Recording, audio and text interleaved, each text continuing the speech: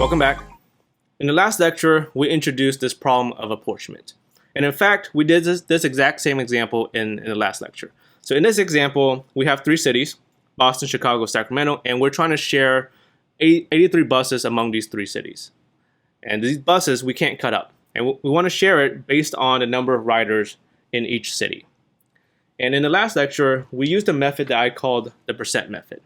And with the percent method, you often end up with these not nice numbers. And we had to decide what to do with these decimals. And we decided to round the usual way.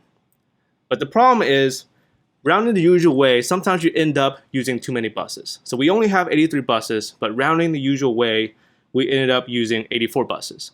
And we had to decide who to take away the bus from. And in your lab, I asked you to decide who to take away the bus from. And there was no right or wrong answer there. Today, I'm going to introduce a method called the Hamilton method. So this method is a method that was proposed by Alexander Hamilton. So same Hamilton that's on your $10 bill, same Hamilton that's the subject of the musical. So Hamilton starts off the same way that we do for the percent method. So he starts off by finding the total number of riders.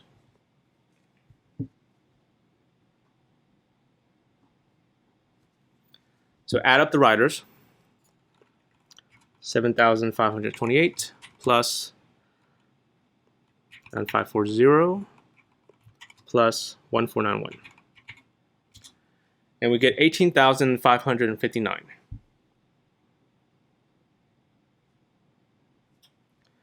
And instead of approaching this using percents, Hamilton starts off by calculating what's called the standard divisor.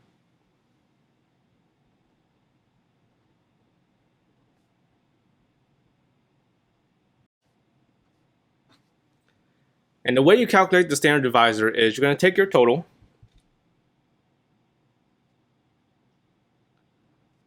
okay, and these are 18,559 riders, and divide it by the thing that we're sharing. So we're trying to share 83 buses.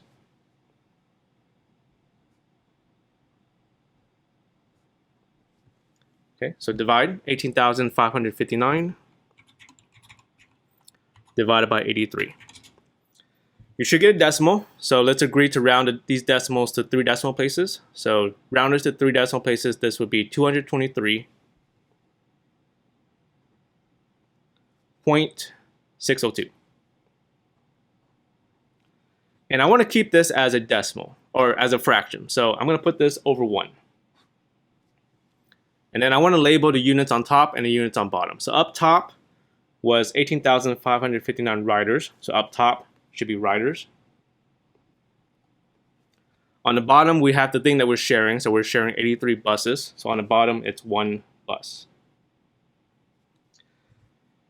And what does this number mean? 223.602 riders over 1 bus. So this is telling us that for every 223.602 riders, you deserve 1 bus. Okay, and we're going to use that to figure out how many buses each city deserves. So Boston has 7,528 riders. So if we're going off of the assumption that for every 223.602 riders, you should get 1 bus, how many buses should Boston get? And what math should we be doing to figure that out?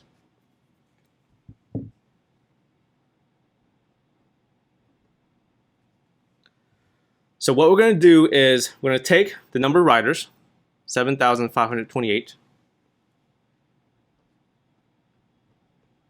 and we're going to divide by this 223.602, right? So this is called a standard divisor, so it's the thing that we're going to divide by. So we're going to divide by 223.602.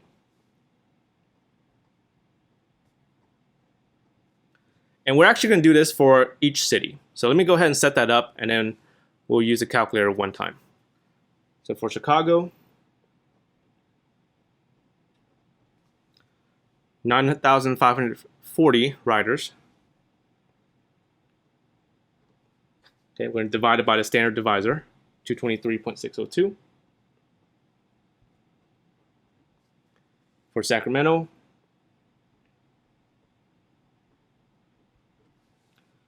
1491 riders. divided by the same standard divisor, 223.602.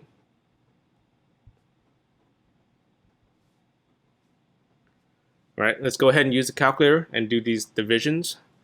The first one, 7528 divided by 223.602. Okay, round to 3 decimal places. This is 33.667. Next one, 9540 divided by 223.602 again. 42.665.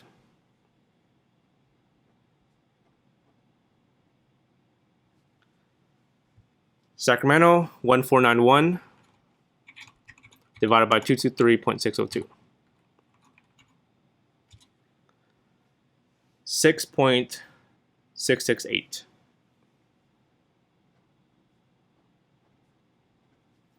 So with the Hamilton method, you end up with similar numbers that are not nice, that are decimals. And the question is, what do you do with these decimals? So Hamilton, instead of rounding the usual way, Hamilton is always going to round down.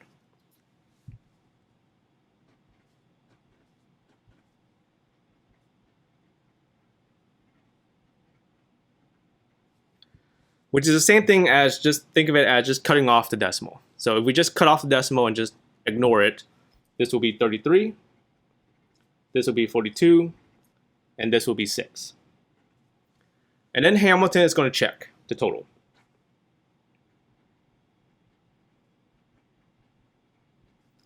$33 plus 42 plus 6.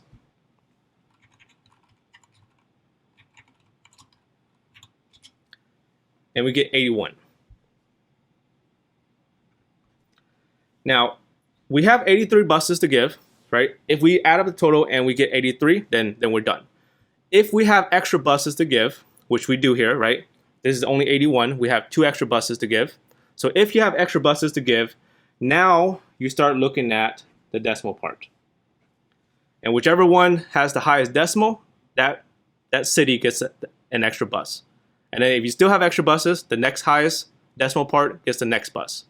So of these 3 decimals, 667 versus 665 versus 668, who gets the extra bus? So the biggest one is 668. So Sacramento gets an extra bus. Right? We had 2 extra buses, so we have another extra bus to give. So which one is the next highest? It'll be 667. So Boston gets an extra bus. So our final answer here is going to be 34 for Boston, 42 for Chicago, and 7 for Sacramento. And that's the Hamilton method. Example 2. In this example, we have 71 delivery drivers that we need to assign to these 4 regions, north, south, east, west, and we want to base it off of the number of packages. So this example, we actually did this exact one in the last lecture. In the last lecture, using the percent method, we ended up with these decimals that we chose to round the usual way. And rounding the usual way, we ended up using only 70 drivers. Right? There are 71 drivers, so we have this 1 extra driver to give. And in your lab, I asked you to decide who to give this extra driver to, and there was no right or wrong answer there. So let's see what the Hamilton method would look like on this example. We'll start off by finding the total.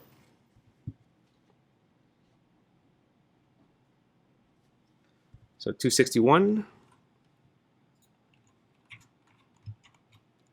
plus 514 plus 766 plus 1019. 2,560. And the Hamilton method starts off by finding the standard divisor.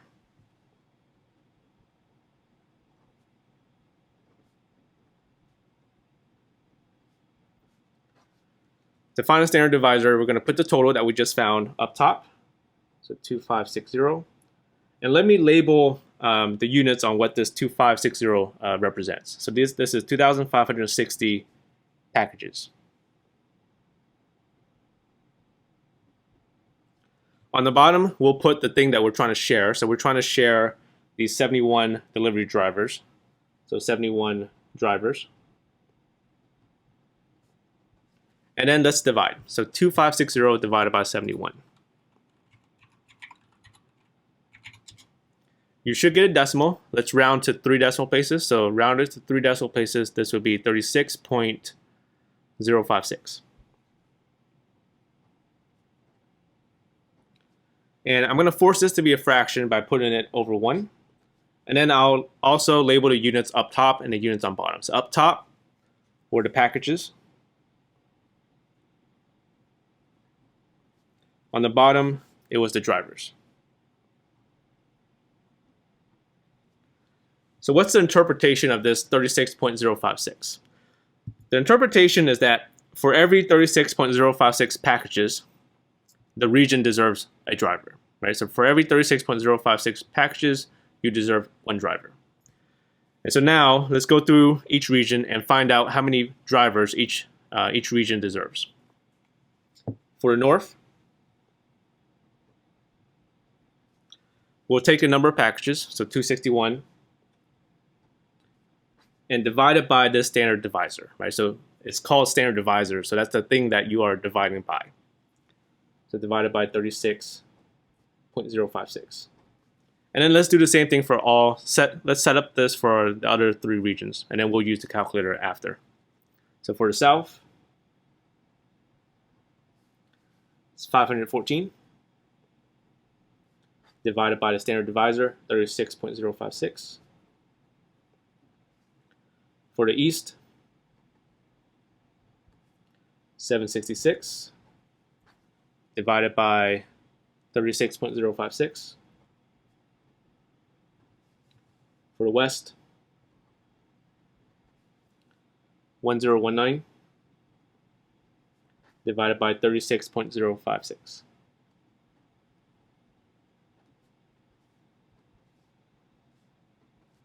Okay, let's calculator all of this. So the first one, 261 over 36.056. Rounded to 3 decimal places, this would be 7.239.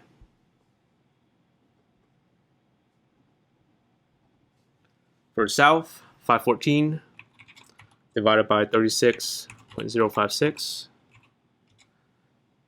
14.256.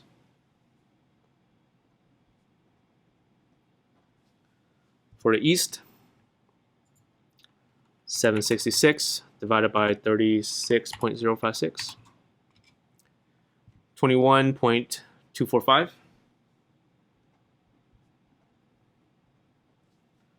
And then finally the west, 1019 divided by 36.056. 28.262.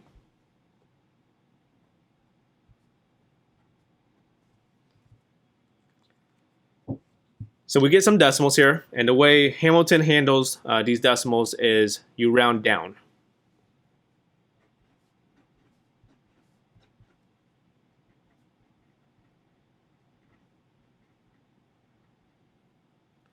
Which is the same thing as just chopping off the decimal and just ignoring it. So 7, 14, 21, 28. And then you check the total.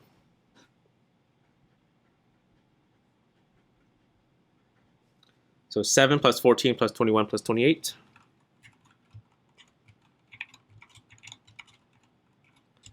And we get 70. How many drivers do we have? We had 71 drivers, right? We've only used 70 so far, so we have 1 extra driver to give. Who do you give the extra driver to? So to decide using the Hamilton method, we look at the decimal part, and whoever has the highest decimal part will get the extra driver. So 239, 256, 245, 262. I think 262 is the biggest one, so the west will get the extra one. So our final answer is going to be 7 for the north, 14 for the south, 21 for the east, and then 29 for the west. And that's the Hamilton method on example 2.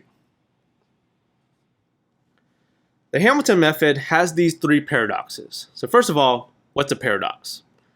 A paradox is something that's unexpected or sounds counterintuitive, but is in fact true.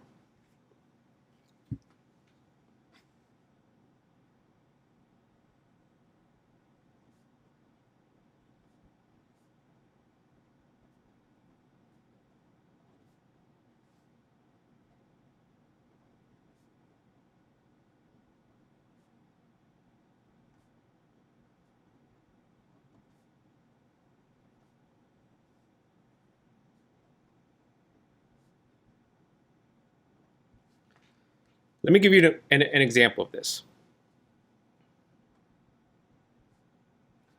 Think about the phrase, failure leads to success.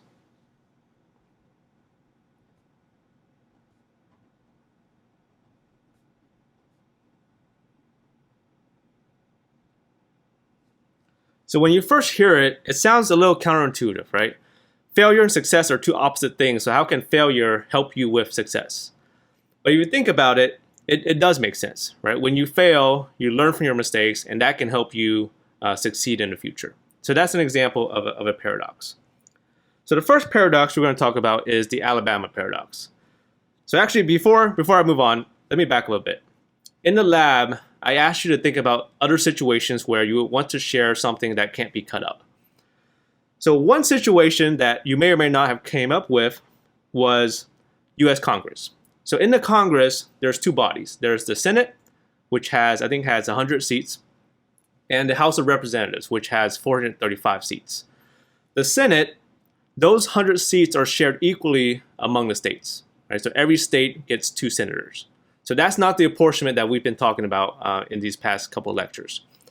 The House of Representatives, though, the 435 seats in the House of Representatives, those are shared based on population. So if a state has more people, they get more seats in the House of Representatives. So that is similar to the apportionment that we've been talking about over this past couple of lectures.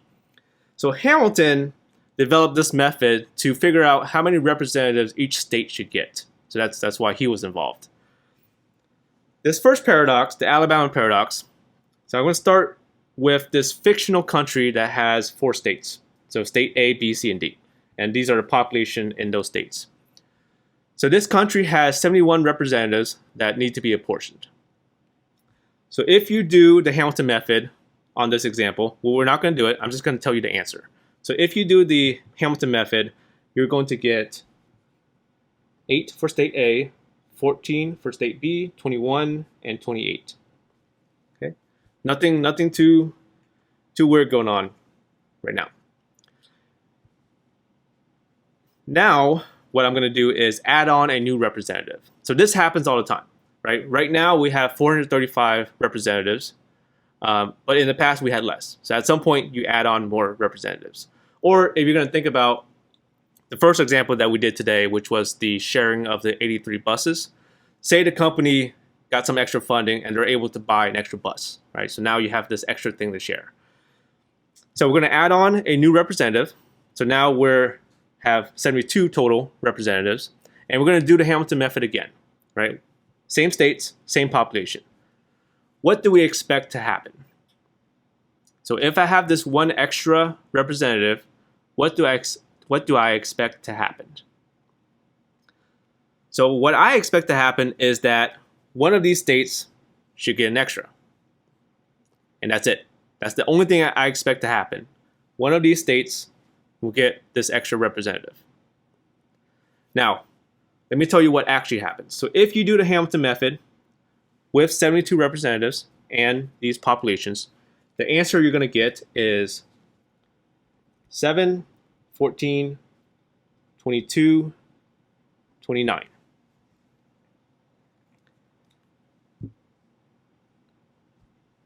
And I would say this is unexpected. So what happened? D got an extra one. C got an extra one. B stayed the same. And A lost one. I think that's the unexpected thing, right? If I add this extra representative, it's unexpected for a state to actually lose a representative. Right? That's a little weird. So is this a good thing or a bad thing? Right? It depends. If you ask state C and D, they're going to say, there's nothing wrong here. Good on my end. If you ask A is going to be pissed. Right? A lost a representative. And this is important, right? They just lost a seat in the House of Representatives. They lost a vote in Congress. And if you think about the Electoral College, right, how many votes does each state get? Right? It's based on the 2 senators, how many senators you have, plus how many representatives you have. So state A just lost a vote in the Electoral College. They would be very pissed. So the Alabama paradox is a situation that occurs when a new representative is added.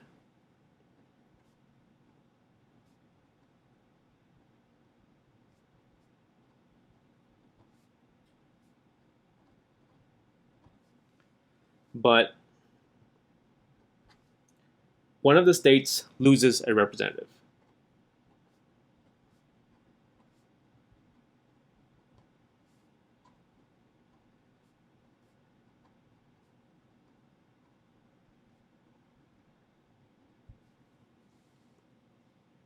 And that state will be very unhappy.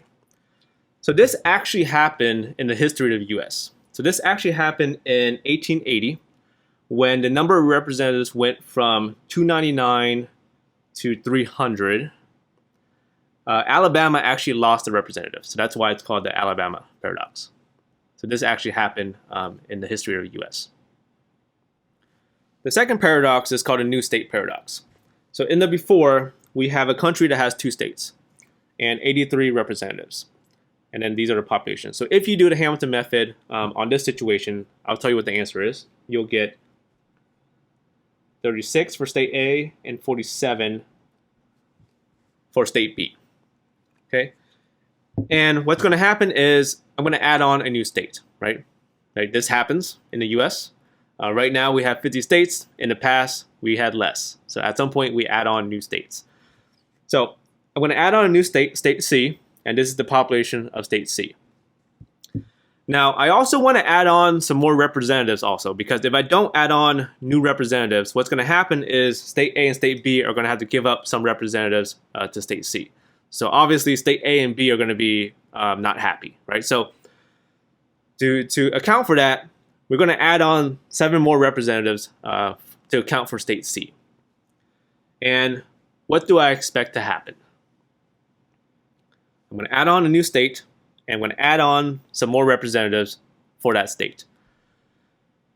What I expect to happen is that these new 7 are going to go to state C, right? Because I added them on especially for C. So I expect those 7 to go to C, and I expect A and B to stay the same. That's what I expect to happen. Now, what actually happens if you do the Hamilton method with these populations, and now if I add on 7 more representatives, we have now a total of 90 representatives. So if you do the Hamilton method with this population and 90 representatives, the answer you're going to get is 37, 46, 7. And I would say this is a little unexpected. So state C did get the 7 that we designed for state C, but what else happened? B actually lost a representative to A. So in this process of adding this new state, somehow the representative shifted from B to A. So obviously B is going to be very unhappy, right? They just lost a seat in Congress. They lost a vote in Congress. So this new state paradox is a situation where a new state's added,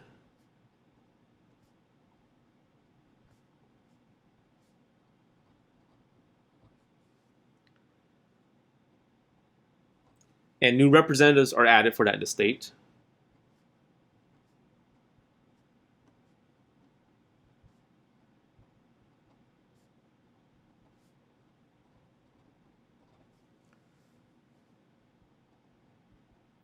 But what ends up happening is one of the original states loses a representative.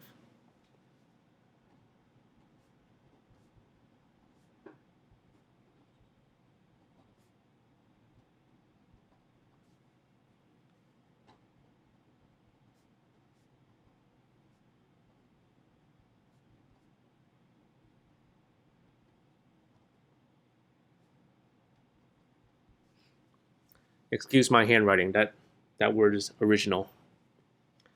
So this actually happened in the history of the U.S. So this happened when, I wrote this down, when Oklahoma was added to the United States. When Oklahoma was added, what ended up happening was that New York lost a representative to Maine. So obviously, New York is unhappy that Oklahoma was added because they ended up losing a representative. The third paradox is called the population paradox. Situation we have here is we have a country with 3 states, and this is their population, and we have 10 representatives to be apportioned.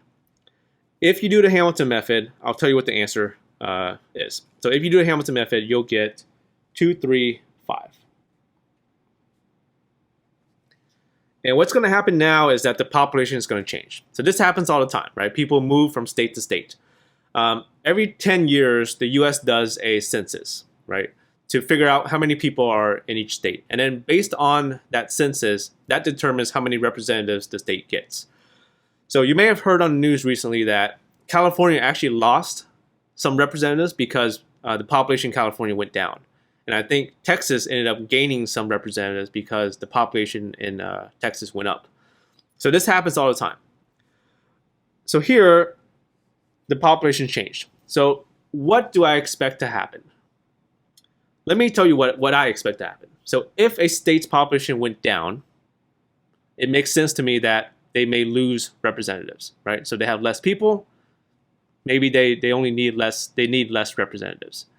If a population of a state goes up, they might gain some more representatives, right? That makes sense. More people, maybe you deserve more representatives. That's what makes sense to me. So let me tell you what actually happens here. So if you do the Hamilton method with this new population and the same 10 representatives, you'll get 1, 4, 5.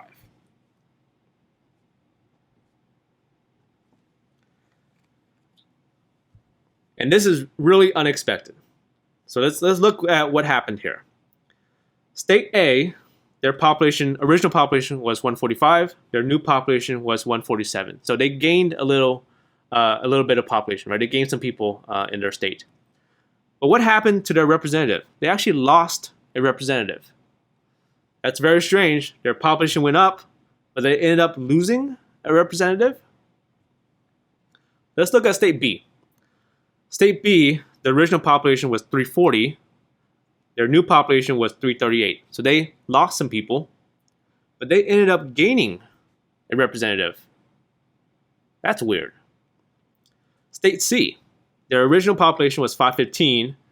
Their new population was 465. So they actually lost quite a bit of people, but they got to keep their 5 representatives. So State C lost a bunch of people. They got to keep their representatives. State B lost 2 people. They gained 1. State A gained 2 people, but then they lost a representative. Right? That's weird. So the population paradox is a situation where the population changes,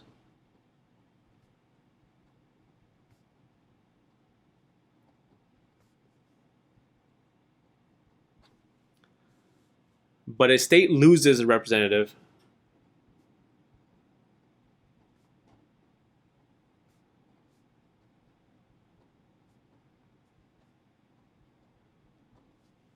Even though their population went up.